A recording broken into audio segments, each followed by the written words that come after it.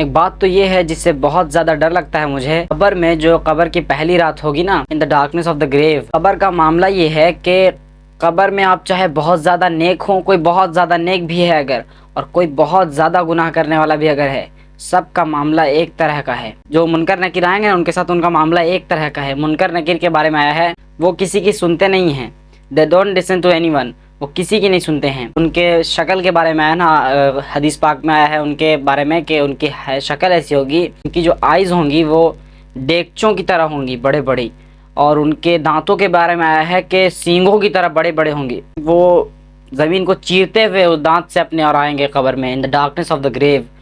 اور پھر سوچیں آپ کیا معاملہ ہوگا ہمارے ساتھ۔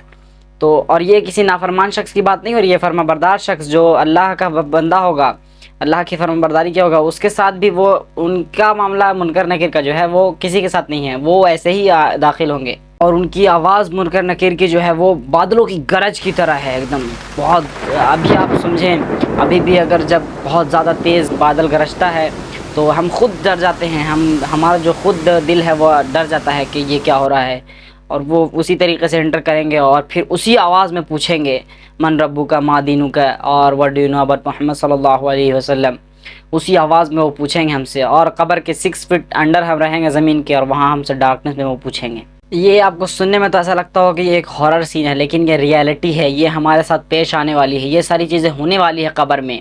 لوگوں کے ساتھ یہ چیزیں ہوتی ہیں جو انتقال ہو چکے ہیں۔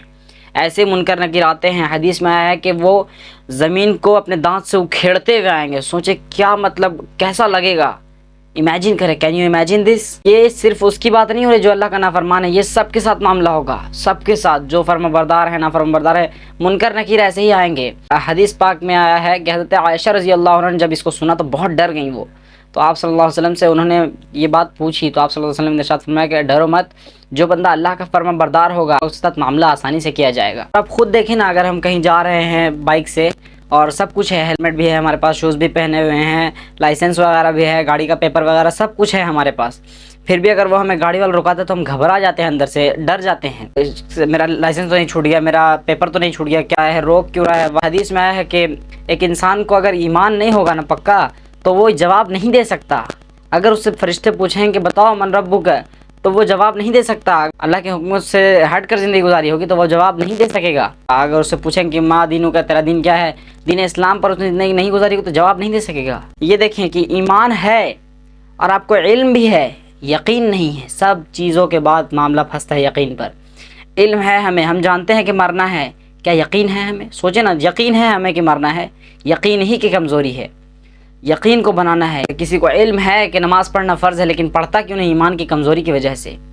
ایسے ہی بہت معاملہ آنے والا ہے دوستو قبر کا۔ آپ صلی اللہ علیہ وسلم کی حدیث ہے کہ قبر آخرت کے منزلوں میں سے سب سے پہلی منزل ہے، جس کا معاملہ وہاں سے آسانی سے گزر گیا، باقی معاملہ بھی آسانی سے گزر جائے گا۔ جس کا معاملہ قبر میں اٹک گیا وہیں اٹک جائے گا۔ ایک اور حدیث ہے جس کا مفہوم ہے کہ آپ صلی اللہ علیہ وسلم نے ارشاد فرمایا، قبر آخرت کی منزل میں سے پہلی منزل ہے، یا جہنم کے گڑھوں میں سے ایک گڑھا ہے، یا جنت کے باغوں میں سے ایک باغ ہے۔ اللہ ہم تمام کے ساتھ قبر کا معاملہ آسان فرمائے، آمین۔